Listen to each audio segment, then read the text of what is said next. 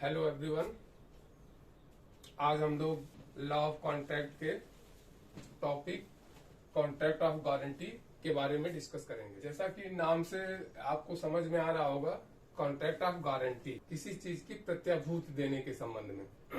तो Indian contract act 1872 के section 126 से 146(7) तक इसके बारे में प्रोविजंस दिए गए हैं। कैसे गारंटी से रिलेटेड कॉन्ट्रैक्ट होता है और उसमें क्या क्या राइट्स होते हैं, क्या क्या ड्यूटीज होती हैं। तो सबसे पहले इसको समझने के लिए हमें समझना होगा मीनिंग। इसका मीनिंग क्या है? What is the meaning of guarantee? The expression guarantee literally means the assurance given by one person to another at the default of some others. Means किसी व्यक्ति के द्वारा किसी थर्ड पर्सन के द्वारा किए गए डिफॉल्ट के लिए जब कोई व्यक्ति उस व्यक्ति को एक वचन देता है कि अगर इसके द्वारा वचन को पूरा नहीं किया जाता है तो इसके वचन को मैं पूरा करूंगा। इसको एक एग्जाम्पल के थ्रू से समझते हैं। जैसे सपोज करिए मेरी हैसियत 10 करोड़ रुपए की है, मुझे एक कंपनी स्टैब्लिश करनी है, उसके लिए मुझे कुछ फाइनेंशियल एड चाहिए। तो मैं क्या करता हूं, जिसकी कास्ट करीब करीब मान लीजिए 30-40 लाख रुपए आनी है, तो इसके लिए मैंने एक बैंक से कांटेक्ट किया। तो बैंक ने कहा भाई इतना बड़ा अमाउंट तो हम आपको लोन नहीं कर सकते हैं। तो ऐसी स्थिति में हमने अपने मित्र से कहा कि भाई ऐसी ऐसी पोजीशन है और हमको जो है बैंक से फाइनेंस कराना है, आप श्योरिटी दे सकते हैं। उसने कहा ठीक है हम दे देते हैं। तो बैंक एग्री हो गया। मान लीजिए मैंने 30 लाख रुपए का लोन बैंक से अप्लाई किया और उसकी श्योरिटी पे बैंक ने मुझे लोन दे दिया।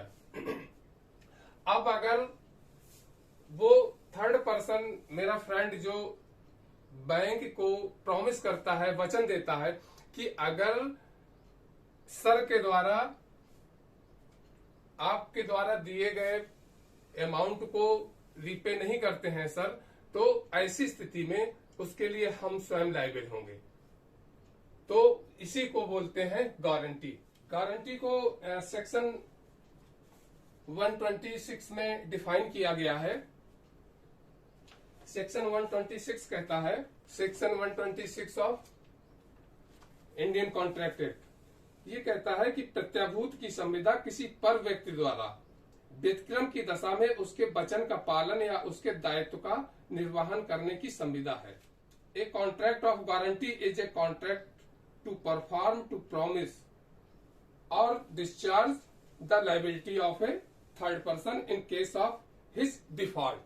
अर्थात किसी थर्ड पार्टी के द्वारा उसके द्वारा किए गए प्रॉमिस को डिफॉल्ट करने पर जो व्यक्ति ये वचन देता है कि हम इसके द्वारा किए गए डिफॉल्ट, जो इसने अपने प्रॉमिस को डिफॉल्ट किया है, उसकी भरपाई हम करेंगे। ठीक है। तो वो क्या करता है, ऐसा व्यक्ति जो प्रॉमिस करता है कि इसके द्वारा जो लोन पेमेंट नहीं किया जा सकता है या कर पाएगा, अगर ऐसी स्थिति आती है तो उसके लिए मैं जिम्मेदार हूंगा। अब इसके इसेंशियल एलिमेंट पे हम लोग देखते हैं।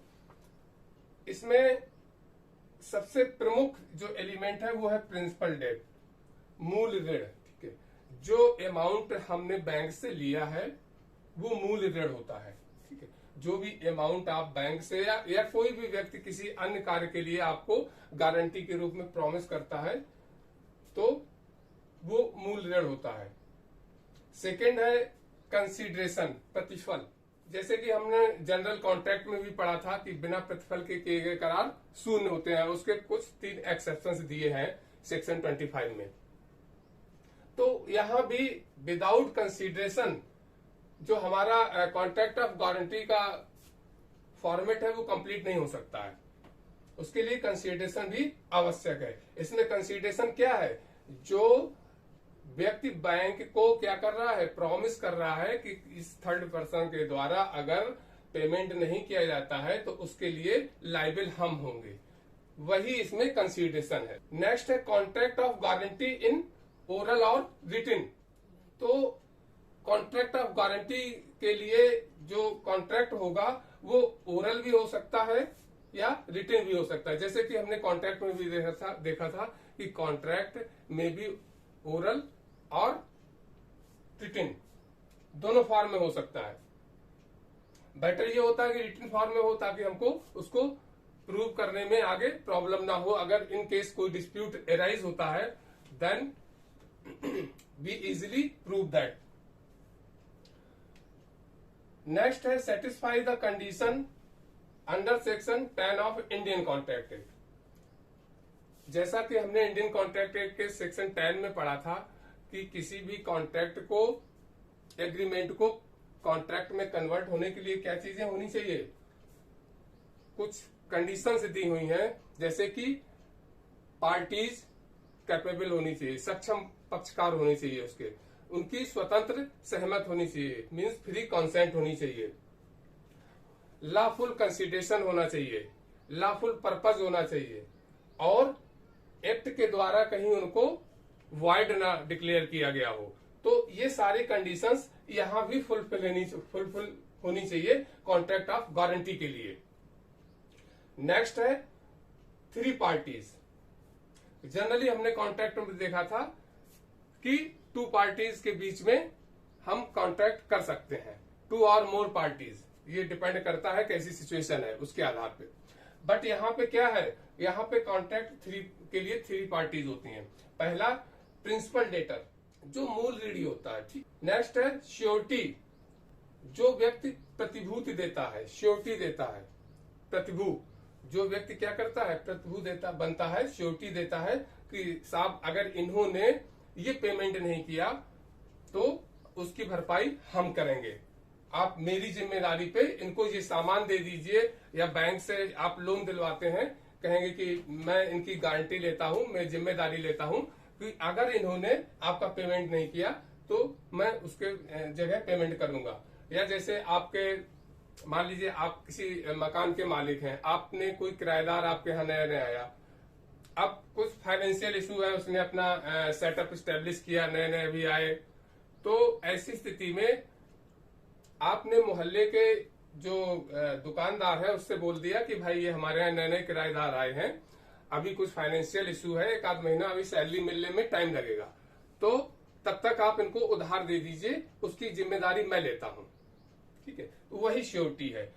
अगर आपके किराएदार के द्वारा पेमेंट नहीं किया जाता है उस दुकानदार का, तो उसकी जिम्मेदारी आपने ली, आप उसके श्योरिटी बने। नेक्स्ट है क्रेडिटर, जो ऋण दाता है, ठीक है, जिस व्यक्ति ने ऋण दिया है। जैसे आपने उस दुकानदार को वचन दिया कि हम अगर ये पेमेंट नहीं करेंगे तो हम करेंगे, तो आप श्योरिटी हुए उसमें, और क्रेडिटर कौन हुआ, वो दुकानदार। दुकानदार को आपने वचन दिया कि इनकी भरपाई हम करेंगे, आप श्योरिटी बने, उसकी प्रतिभू बने, और दुकानदार क्रेडिटर है, ऋणदाता है, मतलब उसने उधार गुड्स वगैरह जो भी आपने कहा था वो दिया। अब इसमें लायबिलिटी ऑफ श्योरिटी की बात उठती है कि चलिए भाई कॉन्ट्रैक्ट तो हो गया, ठीक है, गारंटी का। अब जो श्योरिटी है, जिसने प्रतिभूत दी है, उसकी लायबिलिटी कहां तक एग्जिस्ट करेगी, वो कितने जिम्मेदारी को वहन करेगा जो उसने ली है। तो इसमें कहा गया है सेक्शन 128 में कि the liability of surety is coextensive with that of the principal debtor unless it is otherwise provided by contract. इसमें स्पष्ट कहा गया है कि जो श्योरिटी है उसकी लायबिलिटी उस सीमा तक होगी जिस सीमा तक प्रिंसिपल डेटर की है, मूल ऋणी की है। जैसे सपोज करिए मैंने बैंक से 10 लाख रुपया का लोन लिया, तो जो मेरा श्योरिटी होगा, जिसने मेरी गारंटी दी है कि भाई अगर ये पेमेंट नहीं करेंगे तो हम करेंगे, तो उनकी लायबिलिटी उस 10 लाख रुपए प्लस उस पर जो इंटरेस्ट बनता है वहां तक होती है। तो जो श्योरिटी है उसकी लायबिलिटी को एग्जिस्टेंस करती है प्रिंसिपल डेटर से। अगर कुछ अदरवाइज प्रोविजंस हमने कॉन्ट्रैक्ट में नहीं डाले हैं, अगर अदरवाइज कुछ प्रोविजंस डाल दिए हैं तो according to that provisions situations different भी हो सकती है। इसके साथ साथ एक क्वेश्चन और उठता है कि कोश्योरिटीज क्या है। अब इसी में मान लीजिए कि हमें कोई बड़ा अमाउंट लेना है बैंक से, ठीक है, एज लोन के रूप में। तो ऐसी परिस्थिति में जो हमको मेरा कोई फ्रेंड श्योरिटी देने को तैयार है, बट बैंक कह रहा है साहब इतने से काम नहीं चलेगा, अमाउंट बड़ा है, आपके पास आप जितनी श्योरिटी ले रहे हैं, जो आपके पास प्रॉपर्टी या जो भी श्योरिटी के रूप में हम आपका आकलन कर रहे हैं, उस हिसाब से हम इतना बड़ा अमाउंट नहीं दे पाएंगे। तो उसके लिए हमने क्या किया, अपने एक फ्रेंड को और तैयार किया कि साहब हम हमारी श्योरिटी दे दीजिए, गारंटर बन जाइए, ताकि हमको बैंक से लोन मिल सके अपना काम आगे बढ़ाने के लिए। तो ऐसी स्थिति में जब एक से अधिक श्योरिटीज हो जाती हैं तो उनको कहते हैं कोश्योरिटीज। When there are 2 or more sureties in a contract of guarantee, it means they called co-sureties। ठीक है, तो बस यही है कि जहां पे एक से अधिक श्योरिटीज किसी ट्रांजेक्शन में इन्वॉल्व होती हैं तो उन सबको को-श्योरिटीज बोला जाता है। इसी में एक पॉइंट और है आपका कंटिन्यूइंग गारंटी। कंटिन्यूइंग गारंटी क्या होती है? ये तो हमने जनरल गारंटी के बारे में जाना कि मैंने मान लीजिए अपने मोहल्ले की दुकान में किसी से कहा कि भाई ये हमारे जानने वाले हैं, बहुत अच्छे मित्र हैं और इनके साथ कुछ फाइनेंशियल इश्यू है, इनको ये जो भी लेने आए इनको धार दे दीजिए और 1 महीने की बात है, एक महीने के बाद मैं आपका जो भी पेमेंट होगा मैं कर दूंगा। तो इसमें कुछ पर्टिकुलर टाइम या पर्टिकुलर चीजों के लिए या पर्टिकुलर ट्रांजैक्शन के लिए गारंटी दी जाती है, श्योरिटी बनता है कोई व्यक्ति, तो वो जनरल गारंटी में आता है। जहां पे श्योरिटी, ये क्या कह रहा है section 129, where a guarantee extends to a series of transactions is called continuing guarantee. Means जहां पे गारंटी इस चीज के लिए है, किस चीज के लिए? सीरीज ऑफ ट्रांजेक्शन, कई संव्यवहारों की श्रृंखला के लिए है, उसमें कई संव्यवहार होते हैं, तब उसको हम कंटिन्यूइंग गारंटी कहते हैं। जैसे मान लीजिए मैंने कहा किसी व्यक्ति से, किसी शॉपकीपर से कि भाई ये मेरे जानने वाले हैं, ये आपसे जो कुछ भी लेना चाहें आप इनको देते रहिए, पैसे की जिम्मेदारी मैं लेता हूं, अगर ये इन केस नहीं देते हैं तो आपका जितना भी पैसा होगा वो मैं पे करूंगा। तो इसमें क्या होगा? सीरीज ऑफ ट्रांजेक्शन होंगे। उसमें हमने ये नहीं कहा उनसे कि भाई इनको 100 रुपए की चीज दे दीजिए या 500 की दे दीजिए। मैंने कहा इनको सामान देते रहिए और जब भी पेमेंट आपका जितना बनता जाएगा मैं देता जाऊंगा। तो इसमें सीरीज ऑफ ट्रांजेक्शन, कई सारे कार्य होते रहते हैं, लेन देन होता रहता है, तो उन सबकी गारंटी हम दे रहे हैं, उसकी हम श्योरिटी बन रहे हैं। अब इसका कंटिन्यूइंग गारंटी को रिवोक कैसे कर सकते हैं? जैसे जनरल गारंटी हुई तो इसमें जो जनरल प्रोविजन है 126 में, इसमें तो ये है कि भाई किसी पर्टिकुलर कार्य के लिए, जैसे मान लीजिए मैंने बैंक से लोन लिया, ठीक है, एक पर्टिकुलर कार्य के लिए कि भाई चलिए 10 लाख का अमाउंट का मैंने लोन लिया और उसके लिए आपने गारंटी दी, ठीक है, अगर वो लोन में पेमेंट नहीं करता हूं तो आपकी लायबिलिटी बन जाएगी। बट जहां किसी कई ट्रांजेक्शन्स के लिए, मैं मान लीजिए यहां पे कहा आपने कि भाई इन्होंने फैक्ट्री स्टेब्लिश की है और इनको पैसे की जरूरत पड़ती जाएगी, आप लोन देते रहिए और बाकी हम देख लेंगे, हम पेमेंट करेंगे अगर ये नहीं करते। तो उसमें क्या है, बहुत सारे ट्रांजेक्शन हो, कई बार लेन देन होगा, तो ऐसे कार्य को कहते हैं कंटिन्यूइंग गारंटी। अब यहाँ पे तो एक बार का लेन देन हो गया या जिसके लिए श्योरिटी दे दी गई है, अगर उसमें डिफॉल्ट करता है पर्सन जो प्रिंसिपल डेटर है, तो जो श्योरिटी होगा उसकी लायबिलिटी बन गई, वो श्योरिटी अगर पे कर देगा, खत्म काम हो गया। लेकिन यहाँ पे क्या है, कंटिन्यूइंग गारंटी में वो ट्रांजेक्शन्स बराबर हो रहे हैं और बराबर आपकी लायबिलिटी बढ़े। अगर आपको लगता है कि भाई इससे ज्यादा अब हमारी क्षमता नहीं है, हमारे क्षमता के बाहर हो रही हैं चीजें, हम इतनी बड़ी श्योरिटी नहीं पे कर सकते हैं, तब ऐसी स्थिति में आप इसको रिवोक कर सकते हैं। जब भी आपको लगे कि ये तो बहुत बड़ा अमाउंट ले चुके हैं या बहुत ज्यादा सामान ले चुके हैं शॉप से, अब इतना हम कैसे पे करेंगे, तो आप उसको क्या कर सकते हैं, कंटिन्यूइंग गारंटी को रिवोक कर सकते हैं। रिवोक करने के क्या क्या तरीके हैं, पहला है बाय नोटिस। आप नोटिस देंगे एक कि भाई आज से या कल से कोई भी सामान इनको आप जो देंगे वो अपनी जिम्मेदारी पे दे दीजिए, मेरी कोई गारंटी नहीं है, मैं अपनी श्योरिटी को विड्रॉ कर रहा हूं, पहली चीज। दूसरा, बाय डेथ ऑफ श्योरिटी।